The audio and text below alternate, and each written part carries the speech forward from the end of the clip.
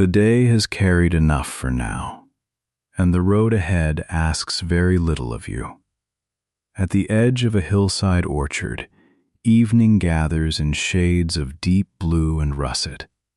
A low stone wall follows the curve of the land, and beyond it, rows of apple trees rise toward a warmly lit house.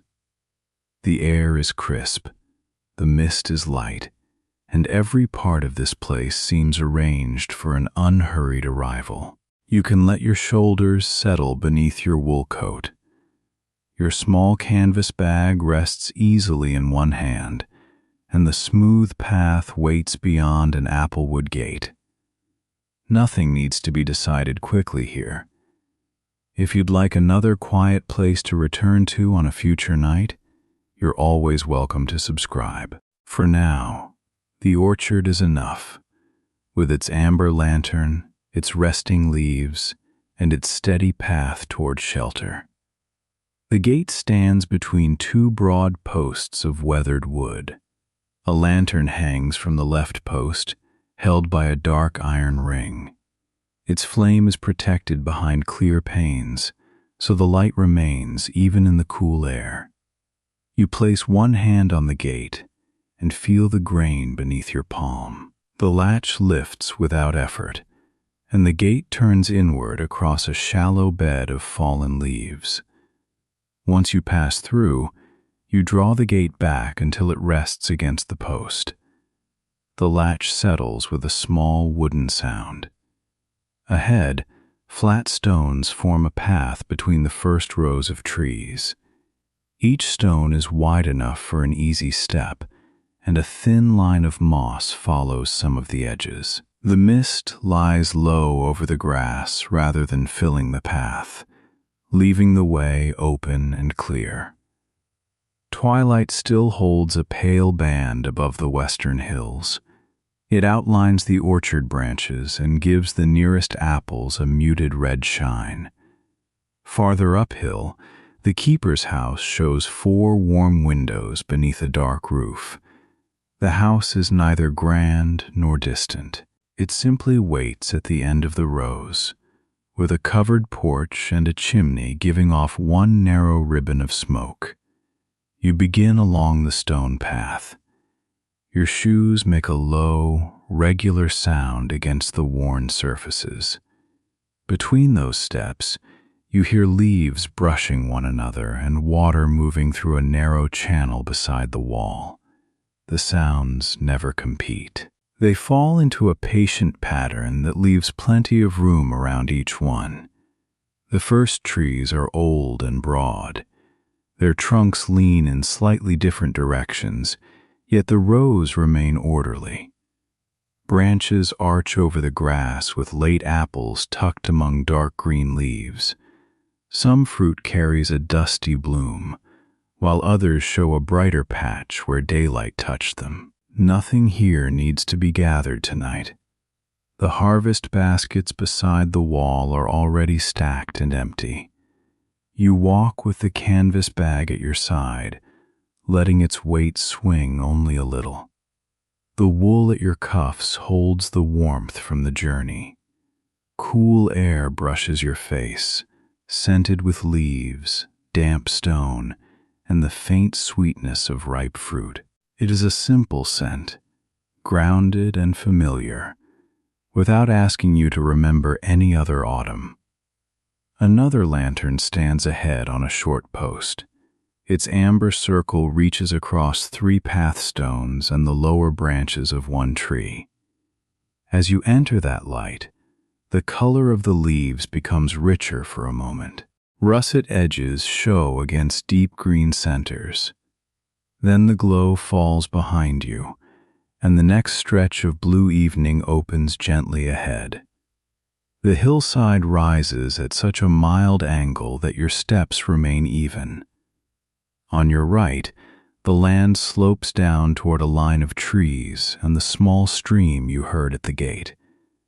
The water catches a little sky between the grasses. It moves over rounded stones, with a sound like fabric being folded in another room.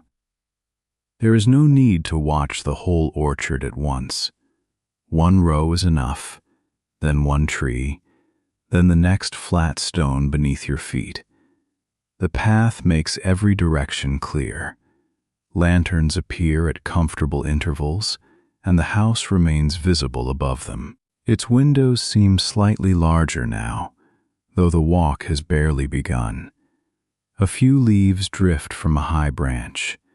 They turn once or twice before resting on the grass. None falls suddenly near you. Their motion is broad and easy, guided by the still evening air and the slope of the land. One leaf settles beside the path, with its russet side facing upward, its stem pointing toward the house. The orchard rows open briefly around a small grass circle. At its center stands a stone basin fed by a narrow wooden spout. Clear water slips into the basin and passes through a notch on the far side, continuing downhill toward the stream. A wooden cup hangs from a peg, polished by many hands, though you do not need to stop or lift it. You pause for only a moment beside the basin. The water gives the air a cooler edge here. Amber light from the nearest lantern moves across the surface in broken shapes. You take one comfortable breath, feeling the evening enter and leave without any special effort. Then your attention returns to the path and the warm windows above. Beyond the basin, the apple trees are younger and lower. Their branches make open spaces where the twilight can reach the grass. Small wooden markers stand at the ends of the rows, each bearing a simple painted circle. The paint has softened with seasons, leaving muted tones of cream, rust, and green.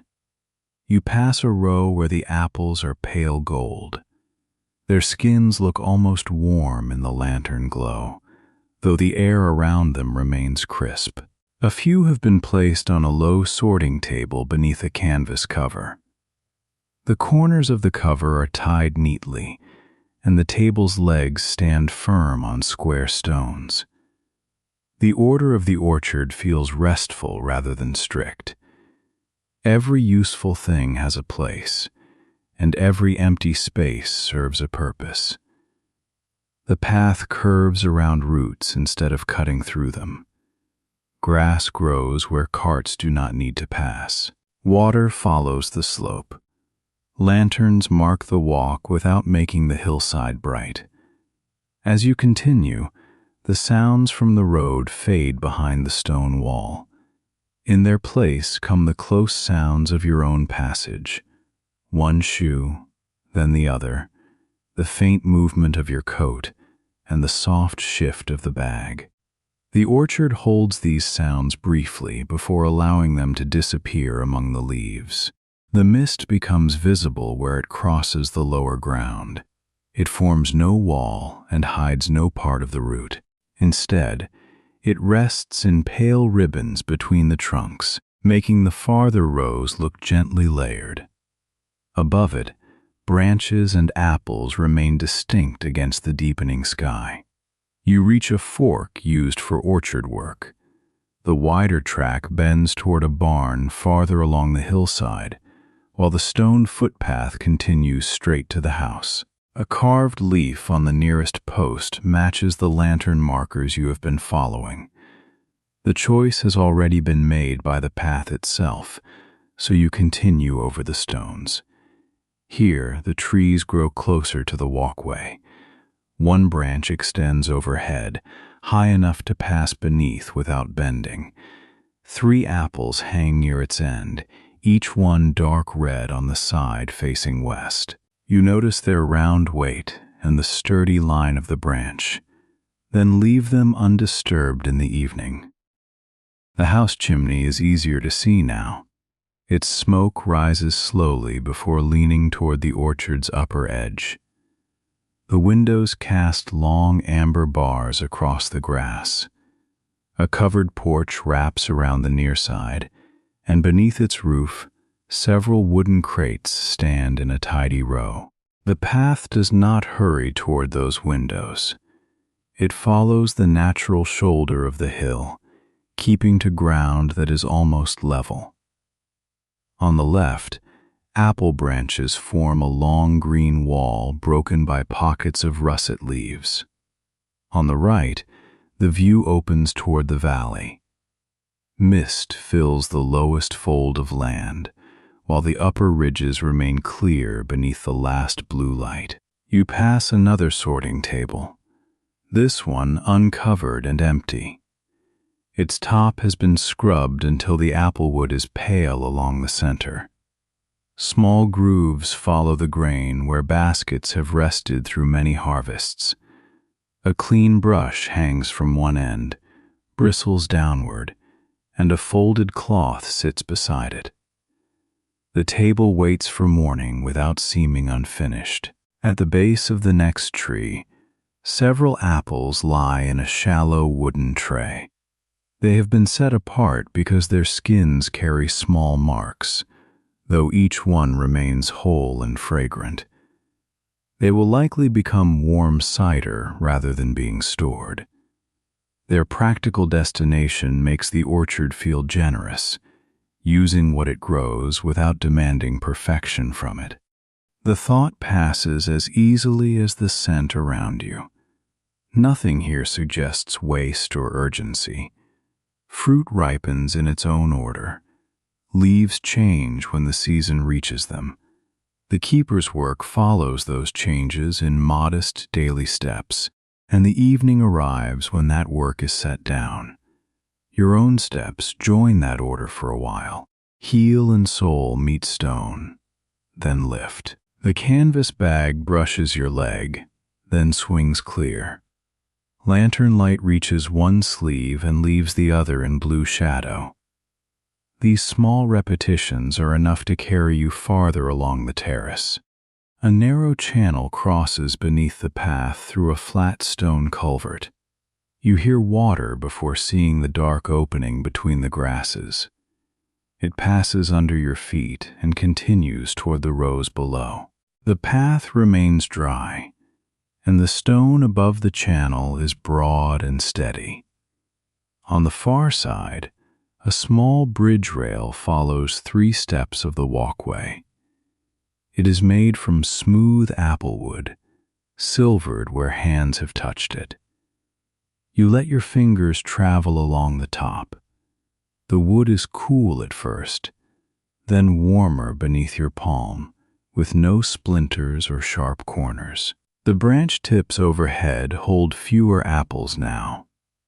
These upper rows were picked earlier, leaving open spaces among the leaves. The spaces allow you to see the lanterns ahead in a gentle sequence. One stands near a bench, another beside the porch steps, and the last hangs beneath the eaves. Their light does not flatten the evening. Blue shadow remains under every tree, restful and clear. Amber touches only the nearest leaves, the edges of stone, and occasional fruit. Because the light is limited, each illuminated thing seems simple enough to notice and then release. You come to a section where dried grasses have been cut back from the trunks and gathered into low bundles. Twine circles each bundle twice. They rest along the row like small cushions of straw, ready to be carried to the compost bed another day. The ground around them is clean, dark, and soft. One late cricket sounds from somewhere beyond the wall. Its rhythm is slow and widely spaced.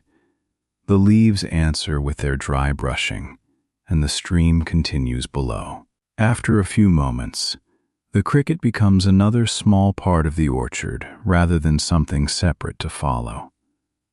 The sky above the eastern trees has turned a deeper navy. A few thin clouds remain lighter near the horizon, shaped like long brushstrokes. They carry no rain and make no promise of weather. They simply hold the last reflected color while the hillside settles into night. You notice how the house windows change as you approach. From below, they appeared like 4 amber squares.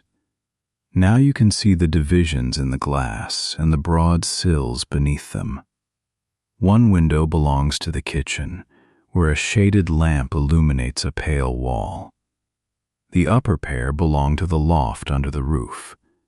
The loft windows are partly curtained. A low lamp glows between them, making the space beyond feel prepared but private. You cannot see the bed from here, and there is no reason to try. It is enough to know that the room waits above the warm kitchen and beneath the sheltering roof. The path curves around one last mature apple tree. Its trunk divides low into 2 strong arms, creating a balanced shape against the sky. A ring of fallen leaves gathers around its roots. The leaves are dry on top and dark beneath, giving off the faint, earthy scent of the season. You step through their edge, hearing a light crush beneath one shoe. The sound is brief and mild. When your foot lifts, the leaves remain where they settled, a little flatter than before. The next stone returns beneath you, smooth and nearly level with the grass. Beside the tree stands a ladder laid flat on 2 wooden supports. Its rungs have been cleaned of soil, and a canvas picking bag hangs from the upper end. Both have finished their purpose for the day. Their stillness adds to the sense that every task on the hillside has reached a natural pause. You need not take up any of those tasks. You are here only to follow the light, receive the warmth, and rest when the path is done. The orchard keeper has already prepared what is needed. The trees keep their fruit. The tools keep their places. Evening keeps widening around the hill. As the final terrace approaches, the ground becomes softer with clipped grass. The stones are set closer together here, their surfaces brushed clean. A low hedge borders the porch side, trimmed just enough to keep the walkway open. Its leaves are dark green with russet tips.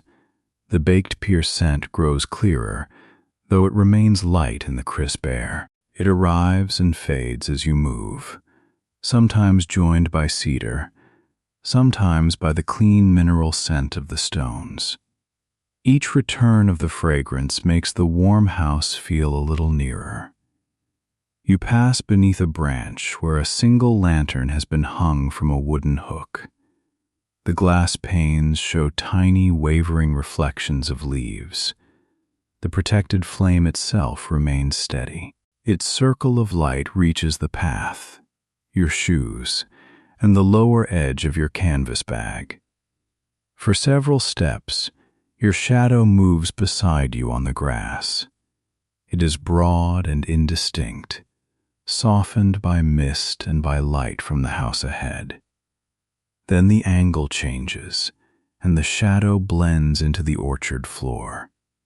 Nothing follows in its place except the next patch of amber light. The upper retaining wall now runs close to the path. Rounded stones fit together without mortar, their gaps filled with moss. A few russet leaves have caught along the top. You trail one hand above them without touching, noticing their curled shapes and the way their edges hold the light. At the end of the wall, a level patch of grass makes a natural overlook. The bench you noticed earlier stands there facing down the hill. Before sitting, you set the canvas bag carefully against one leg. The bag remains closed, and there is nothing inside that needs attention tonight. You rest your hands on the smooth edge of the bench. Coolness from the outdoor air lingers in the wood, while the lantern at your shoulder gives a mild warmth to one side. The contrast is comfortable. It marks the border between the walk you have taken and the shelter now close at hand. Below, the gate is no longer visible, but the lanterns reveal the path's shape. Their amber points bend gently around the basin and descend between the rows. They do not form a straight line. They follow roots, water, and the easy grade of the hill, trusting the land's natural contours. The orchard seems larger from here and also simpler. Rows become bands, branches become texture, and individual leaves blend into the dark crowns of trees. The stream remains a low silver line where the mist parts. Beyond it, the stone wall marks the orchard's quiet boundary. You sit long enough for your hands to become completely still. The wool coat holds a comfortable pocket of warmth around you. Your feet feel settled after the walk, supported by the firm ground beneath the bench. Nothing in your body is being asked to hurry into the house. When you are ready, you rise without strain and lift the canvas bag. The bench returns to its empty place beneath the lantern. The path continues only a short distance, crossing clipped grass to the covered porch. Each step brings you farther beneath the roof's warm amber reach. Before the porch, the path passes through an upper terrace. A low retaining wall holds the hillside, built from the same gray stone as the gate. Ferns grow in the narrow seams. Their green has darkened with the hour, but the lantern beside the steps brings out the curved pattern of each frond. There are 5 broad steps to the terrace. You take them one at a time, feeling the hillside level beneath you at the top. From here, you can look back through the orchard without turning far. Lanterns mark the route you have taken, small amber points descending toward the gate. The scene below asks for no review. The path is simply there, complete behind you. The gate rests at the wall, the basin continues to fill and empty, and the rows settle into blue shadow. You face uphill again, where the last section of the walk crosses the terrace toward the covered cider porch. The upper trees are trained along low rails. Their branches spread in calm horizontal lines, leaving wide passages for light and air. Late pears grow here among leaves that are beginning to bronze. Their shape is different from the apples below, narrower at the stem and full near the base. The scent of baked pear reaches you before you reach the porch. It comes from the house in a warm, restrained trace, mixed with cedar from the stacked wood beneath the eaves. The 2 scents belong naturally together, one rounded and sweet, the other dry and clean. A wooden bench stands beside the final lantern. Its seat has been worn smooth, and a folded wool cloth lies at one end. You may rest here for a few moments, setting the canvas bag beside your shoes. The bench supports you without creaking, and the post at your shoulder gives off a mild warmth from the lantern. From the bench, the orchard appears as a series of quiet bands. The nearest pears are russet and green. The apple rows below are darker, divided by pale stone. Beyond the wall, the hills hold the remaining blue of evening. Nothing moves quickly across any part of the view. You hear the stream below, though it has become softer with distance. Closer by, leaves brush the porch roof and a kettle makes a low sound through the open kitchen window. The house feels occupied in the simplest way. A lamp kept lit, water warmed, a room prepared. When you stand again, your legs feel comfortable from the short pause. You lift the canvas bag, and the final path carries you beneath the porch roof. The change is slight but immediate. The roof removes the open sky from above, the wooden floor replaces stone, and the air holds a little more warmth. Several harvest crates line the wall, each one clean and nearly empty. One contains 6 late pears arranged on a folded cloth. Another holds small bundles of cedar kindling. A handcart rests at the far end of the porch, with its handles lowered and its wheels secured by wooden blocks.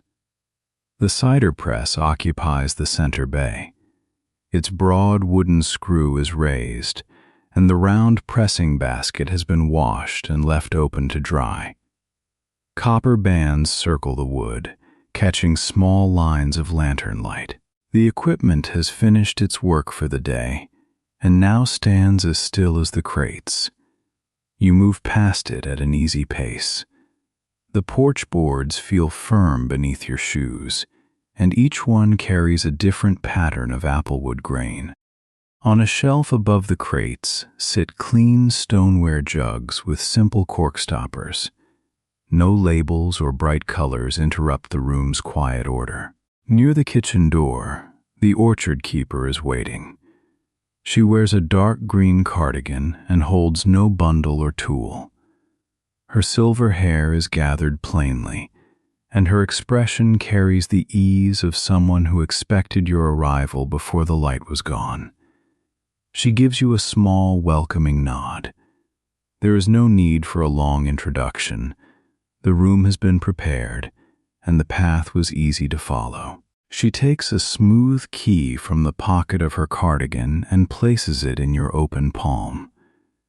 The key is carved from applewood, with one small leaf cut into its broad end. The wood feels warm from her pocket. Its edges are rounded, and the carved leaf is shallow enough for your thumb to follow. A narrow cord loops through the top, making the key easy to carry. You close your fingers around it while the keeper opens the kitchen door. Warm air reaches the porch. It carries the scent of pear, cedar, and clean linen dried near the stove. The keeper steps aside, allowing you to enter at your own pace. You cross the threshold with the canvas bag in one hand and the applewood key in the other. The door closes behind you with a cushioned sound. A woven strip along the frame keeps out the crisp air, and the latch settles without a sharp click. For the first time since the gate, your coat feels warmer than you need. A row of pegs waits beside the door, so you hang it on the nearest one. Without the coat, your arms feel light. You place the canvas bag on a low cedar chest beneath the pegs. Your comfortable shoes remain on for now, since the kitchen floor is made of smooth, cool stone. The applewood key rests in your palm, its leaf shape familiar after only a few moments. The kitchen is one broad room with a low ceiling and pale plaster walls. Dark beams cross above, and 2 shaded lamps give enough light for every step. A ceramic stove stands against the inner wall. Its fire is hidden behind a small iron door, leaving only a steady warmth and the faintest sound of settling wood. On the stove, a blue-gray pot holds Pear cider. The keeper lifts the lid, and a rounded fragrance rises with the steam. Slices of pear move near the surface beside one cinnamon stick. Nothing is boiling. The liquid gives only an occasional small movement at the edge. You are invited with a gesture to the long wooden table. A chair waits at the near end, its rush seat covered by a square linen cushion. You sit and place the key beside your right hand. Under the lamp, the applewood shows fine lines that curve around the carved leaf. The keeper sets a stoneware cup near you, then returns to the stove. The cup is warm even before it is filled. Its glaze is cream-colored with one thin russet line around the rim. You wrap both hands around it while the cider is poured, letting the warmth reach your fingers. Steam rises in a narrow ribbon. The first taste is mild, more pear than spice, with a little honey rounding the warmth. You do not need to finish quickly. The cup can remain between your hands while you notice the table's smooth edge and the linen cushion beneath you. Across the room, open shelves hold bowls, folded cloths, and a few jars of dried fruit. Their shapes repeat in simple rows. Nothing seems arranged for display. These are useful things, kept close because the room is used each day and restored each evening. The keeper moves quietly near the stove, placing the lid back on the pot and lowering the lamp beside it. Her work creates almost no interruption. A spoon touches the counter once. A cupboard closes. Then she settles into a chair near the far window with a small piece of mending. No conversation is required. The shared room feels comfortable with only the kettle, the leaves at the window, and the occasional pull of thread through cloth. You take another sip. The cider tastes slightly cooler now, allowing the baked pear to come forward. The warmth spreads from the cup through your palms and along your fingers. You set it down for a moment on a round woven mat. The mat keeps the stoneware from touching the table directly, and its braided fibers make 3 patient circles beneath the cup. Near the center of the table rests a shallow bowl containing 4 pears. Their skins are green beneath a fine russet pattern.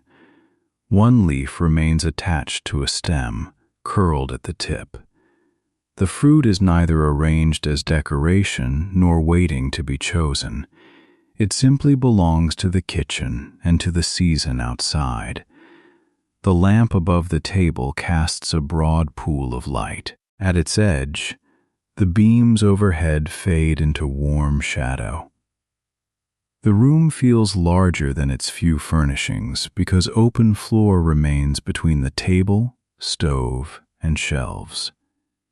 You can see every path through it without turning your head. Your chair supports the middle of your back. The rush seat beneath the linen cushion gives slightly and then stays firm. You place both feet on the stone floor. Even through your shoes, the floor's cool steadiness contrasts with the warm cup and the sheltered air. The keeper draws her needle through the cloth again. Her movements are small enough to become part of the room's background. Thread passes, fabric turns, and her hands rest. She is present without needing your attention, a calm point near the far window. On the stove, the blue-gray pot gives one low, settling sound. A narrow thread of steam escapes beneath the lid and disappears. The ceramic surface reflects no flame, only the shaded lamp and the pale outline of the pot. Warmth reaches the table evenly. You lift the cup again. The cider has the smooth body of pear and a mild cinnamon finish. Honey adds no strong sweetness, only a rounded edge. Each taste arrives warm, then fades cleanly, leaving the scent of fruit close to the stoneware rim. There is a comforting completeness in drinking something made from the hillside you just crossed. The pears grew in the upper rows, were gathered into those plain crates, and now offer their warmth in this cup. The path and the kitchen feel connected by one simple, useful thread. You do not need to imagine every hand or hour involved. The clean press, the stacked jugs, and the warm pot are enough. They show a sequence that has already been carried through. Your part is only to sit, hold the cup, and let the evening grow quieter around you. A folded cloth rests near your elbow. Its linen is the same cream color as the cushion, marked by one russet stripe. You notice the consistency without needing to name it. The house repeats a few colors and materials, so nothing pulls the eye too sharply from one place to another. The kitchen window darkens as the last pale line leaves the western hills. Reflections begin to appear in the glass, the shaded lamp, the pear bowl, and the edge of your cup. Beyond them, orchard lanterns remain visible as smaller points, steady within the reflected room. Outside and inside seem to overlap for a while. A branch crosses the reflection of a ceiling beam. An amber lantern rests near the reflected pear bowl. The mist makes the lower orchard soft, while the glass keeps the kitchen warm and still. You take another sip and feel no need to separate those layers. The window holds them easily. Near things are warm and clear. Distant things are cool and muted. Both belong to the same hillside evening. The keeper sets aside her mending and crosses to a shelf. She chooses a small linen square, folds it once, and places it beside the stove. Then she checks the warming rail with the back of her hand. Every action is quiet, familiar, and complete in itself. The rail holds the quilt that will go upstairs with you. Its cream fabric is folded into a neat rectangle, and a russet border appears at each turn. Heat from the stove enters it gradually. No part of the cloth comes close enough to scorch or dry too sharply. You watch only long enough to understand that your room is being made comfortable. Then your attention returns to the cup. Its weight has grown lighter, and its outer surface is now pleasantly warm rather than hot. Your hands can relax around it without effort. Above the stove hangs a narrow wooden rack with 3 ladles. Each one faces the same direction, their handles polished where fingers hold them. A small copper pan hangs at the end. Its muted surface gathers a little amber light without shining brightly. On the counter below, a loaf rests beneath a linen cover. Beside it is a round wooden board, scrubbed pale in the center. These shapes suggest ordinary mornings and evenings, but they ask for no story. They are simply the quiet equipment of a well-kept kitchen. The stone floor holds warmth nearest the stove and coolness under the table. When you shift 1 foot, you can sense that subtle difference through your shoe. It is another small boundary, like the gate, the porch roof, and the kitchen door, each marking a gradual movement toward rest. Your coat hangs on its peg near the entrance. The sleeves fall straight, no longer holding the shape of your arms. Your canvas bag waits below on the cedar chest. Everything you carried into the house has found a temporary place. The key remains nearest. Its cord makes a loose oval on the table. You turn the carved end once between 2 fingers, following the single leaf with your thumb. Applewood has a close, smooth grain. The little key feels substantial without being heavy. You imagine no mystery behind the door it opens. The loft is plainly above you, shown by the 2 warm windows you saw outside. The key promises only privacy, linen, and a room beneath the roof. Its simplicity makes it easy to trust. The keeper returns to her chair and lifts the mending again. A small wooden basket beside her holds 2 spools of thread, 1 cream and 1 russet. She chooses the cream, draws out a short length, and continues along the edge of the cloth. The needle catches lamplight only briefly. Its motion remains slow and predictable. In another kind of room, such a detail might hold the eye. Here it becomes part of the background, as regular as water moving through the orchard channel. You let the sounds arrange themselves by distance. Closest is the faint contact of your cup with the woven mat. Farther away is thread moving through linen. Beyond that lies the occasional kettle sound. Farthest of all are leaves and water outside the glass. No sound needs to be removed for the room to feel restful. Each one is low, familiar, and expected. Together they create a gentle sense of the house continuing its evening around you while asking nothing in return. The cider has cooled enough for a longer taste. Pear comes first, followed by honey and the dry warmth of cinnamon. The flavors do not linger heavily. They fade before the next sip, keeping the ritual slow and uncomplicated. You notice that the cup's russet line is slightly uneven where it circles the rim.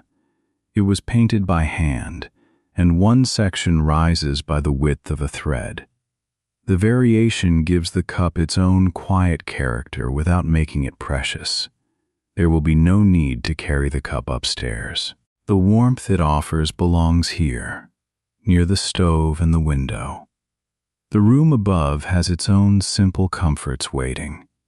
Each place holds only what it needs. You rest your palms flat on the table for a moment. The applewood surface is warmer where the cup stood and cooler nearer the edge.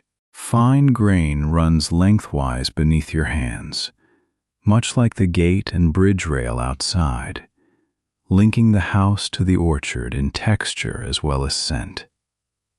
The day beyond this kitchen feels less immediate now.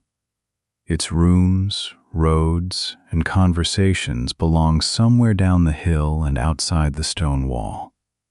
Here, attention can stay with wood, linen, pear, and amber light. These are modest things, easy to hold and easier to release. You lift the cup for the final few tastes. Nothing changes as it empties. The lamp remains steady. The keeper's hands continue their small work. The stove keeps its even warmth. The orchard stays in place beyond the darkening glass. For a short while, you hold the empty cup between your palms. The stoneware retains warmth after the cider is gone. That remaining warmth feels like the natural end of the ritual, a quieter echo of what the cup carried. The window beside the table looks over the upper orchard. Glass panes divide the view into small, dark rectangles. In each one, a lantern or a branch appears, and beyond them the mist rests lower on the hillside. From indoors, the whole walk seems to belong to an earlier, cooler part of the evening. Your key lies within easy reach. The leaf carved into it points toward the cup. A few faint tool marks remain near the stem, evidence of careful hands rather than a machine. The key is plain, useful, and specific to the room above. You finish the cider in small tastes until only warmth remains in the cup. The keeper takes it when you set it down, rinses it with water from a stone basin, and places it upside down on a folded cloth. The ritual is completed with the same unhurried order that shaped the orchard path.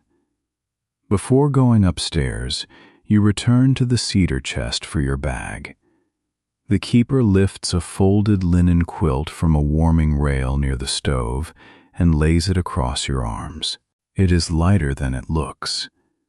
Warmth stays between its folds, along with a clean scent of linen and cedar. For a moment, you remain beside the stove, with the quilt held comfortably against you. The russet border makes 4 narrow lines across the folded cream fabric. Heat has reached the inner layers evenly, so there is no single hot place, only a mild stored warmth. The keeper smooths one corner and lets her hand fall away. The simple preparation is complete. You glance once toward the kitchen window. The orchard lanterns now seem settled fully into night, each one surrounded by a small amber haze. Their route is still visible, though the stones between them have blended into blue shadow. From this warm side of the glass, the hillside looks composed and restful, every row held within the stone wall. The empty cup waits upside down on its linen cloth. The pear bowl remains beneath the table lamp. Your chair stands slightly away from the table, showing where you sat, and the keeper gently returns it to place. The room gathers itself with almost no effort, ready to continue its quiet evening after you go upstairs. You carry the quilt against your chest, the bag hanging from one hand. The keeper points to a narrow stair at the side of the room. A small lamp already burns on the landing. She remains below, returning to her chair and her mending as you begin the climb. The stairs are built of applewood, each tread broad and shallow. A smooth rail follows the wall. You take the first step, then the next, while the warm quilt rests against your arms. The kitchen sounds become softer without disappearing. At the landing, a window looks across the roof of the cider porch. The mist has gathered into pale layers between the orchard rows. Lanterns remain steady beneath it, and the stream is only a suggestion of sound below. The sky has deepened from blue toward night. The stair turns once and continues beneath the sloped roof. Here, the walls are paneled in light wood, and the floor is covered by a narrow woven runner. Your steps lose their hard edge on the cloth. The lamp at the top shows one door with a simple brass latch. The applewood key fits the lock without resistance. You turn it once, hearing a soft movement inside the door. The key comes free, and you hold it while opening the room. Warm lamplight spreads across the runner and meets the dimmer light on the stairs. The loft bedroom is low, wide, and sheltered beneath the roof. A bed stands against the inner wall with a linen sheet and a folded blanket. Two small windows face the orchard. Between them sits a wooden chair, and beside the bed is a table with a shaded lamp. You enter and close the door until the latch rests in place. A peg beside the frame holds the applewood key. You loop its cord over the peg, leaving the carved leaf visible. The canvas bag goes on a bench at the foot of the bed. For a while, you simply stand in the room and let its proportions become familiar. The ceiling slopes low near the windows and rises above the center. Pale boards run from one end to the other. The air is warm but fresh, carrying linen, cedar, and the last trace of pear from below. You unfold the warmed quilt across the bed.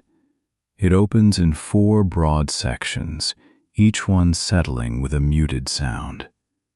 The fabric is natural linen, cream-colored in the lamplight, with a narrow russet border sewn around the edge. You smooth it once from the center toward the foot. There is no pattern to align and no arrangement to perfect. The quilt reaches both sides evenly. The pillow already wears a clean linen case, and a second folded blanket rests on the chair if it is ever wanted. The bed is ready with very little effort. You open the canvas bag and take out only what belongs beside the bed. A simple sleep shirt goes across the chair back.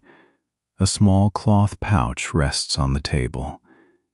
Everything else can remain in the bag until morning, contained and undisturbed. The room has one small washstand beneath the shorter slope. A ceramic pitcher stands in a basin with a folded cloth beside it. You pour a little water and wash the cool evening from your hands. The water feels clean and mild, and the linen cloth has a firm, dry texture. When the basin is still again, you change into the sleep shirt and fold your day clothes over the bench. Your walking shoes fit beneath it, toes facing the room. Each small action reduces what remains to be done until nothing remains at all. You sit on the edge of the bed. The mattress gives beneath you and then holds steady. Through the floor comes the faint warmth of the kitchen stove. Through the windows comes the orchard's lower music. Leaves, distant water, and the quiet structure of night settling over rows of trees. The nearest window has a deep applewood sill. You cross to it and sit for a little while on the chair. The glass is cool near your hand, though the room stays comfortably warm. Outside, the lantern path runs down the hill exactly as it did when you climbed it. From this height, the rows appear more regular. Treetops make dark, rounded bands. The last apples catch only occasional glints from the lanterns. Farther down, the stone gate is hidden by branches, but there is no need to see it. The route has already brought you here. The mist remains low and thin. It moves so gradually that one moment seems much like the next. Around the house, the upper terrace stays clear. The pear trees beside the porch hold their leaves, and the covered roof makes a dark, protective line below your window. You notice the applewood key on its peg across the room. In the low light, the carved leaf is only a small shape. It has completed its purpose for tonight. The door is closed, the room is yours, and the key can rest where you placed it. After a few more moments, you draw the curtain halfway across each window. The curtains are thin enough to keep a softened view of the lanterns. Their linen panels overlap at the center, turning the orchard into a muted amber and blue pattern. You return to the bed and lift the quilt. Warmth remains inside its folds. Your feet slide beneath the linen sheet, and the mattress settles around the shape of your body. The quilt comes across you with a comfortable weight, its russet edge lying near your hands. The shaded lamp on the bedside table can be lowered with a small wooden switch. You turn it until the room becomes dimmer. Light remains along the floorboards and on the key's carved leaf, while the ceiling above the bed softens into shadow. Below, the keeper moves once across the kitchen. A cupboard closes with care, and water passes briefly through the basin. Then the house becomes still again. The stove continues to offer warmth without any bright crackle or shifting glow. You let your hands rest on the quilt. The linen feels different from the wool coat you wore outside and the smooth key you carried upstairs. Its weave is fine enough to be comfortable, yet clear enough for your fingertips to notice. The orchard beyond the curtains continues its evening without needing your attention. Leaves settle. Water follows its narrow channel. Lanterns hold their protected flames. The path remains open between gate and house, although no one else is walking it now. Your breathing finds the pace it prefers. There is no count to follow and no point to reach. The warm room receives each breath and releases it, just as the orchard basin receives water and lets it continue downhill. The day's many small choices seem farther away from this bed. Here, useful things have already been placed where they belong. The bag is closed. Shoes rest beneath the bench. The cup has been washed. The key hangs on its peg. You can remember the lantern at the gate without returning to it. Its amber glass made the first pathstone visible. Then another lantern took its place, and another after that. The walk asked only for one easy section at a time. Now the lamp beside you holds the same kind of light, shaded and contained. It reaches the quilt, the table, and a narrow part of the floor. Nothing beyond that circle needs to be examined. The room is already known well enough. The pillow supports your head as you settle a little deeper. Its linen case is cool at first, then quickly takes on warmth. The low roof above gives the bed a sheltered feeling, like a room drawn carefully inside a larger house. Outside, a few leaves brush the window and pass on.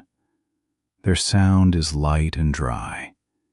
It joins the water below, though the two sounds remain separate.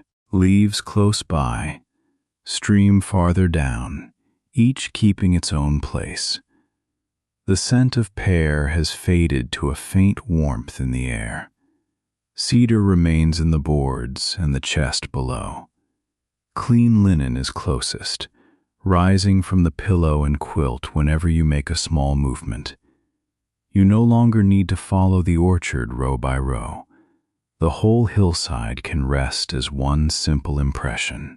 Dark trees, pale mist, warm lamps, and a house above the path. Each part remains steady while the night deepens. The applewood key does not shine now. It hangs quietly beside the door, its rounded edges and carved leaf held in the remaining light. It will be there when morning comes, though morning needs no thought tonight. Your hands grow still on the quilt. The russet border lies in a straight line beneath them. Warmth rises gently from below and gathers under the covers, while the air near your face stays fresh. There is enough time for the sounds to become softer. The stream seems farther away. The leaves touch the glass less often. Even the hidden stove settles into a deep, even warmth that makes no demand on the room. The lamp can remain low a little longer. Its shade turns the light toward the table and away from your eyes. Along the wall, shadows from the chair and bench have simple edges that do not move. You rest beneath the sloping roof, with the door closed and the path complete behind you. The orchard continues to hold its rows. The mist continues to lie between them. The keeper's house continues to keep its measured warmth. Nothing new enters the room. Nothing needs to be carried farther.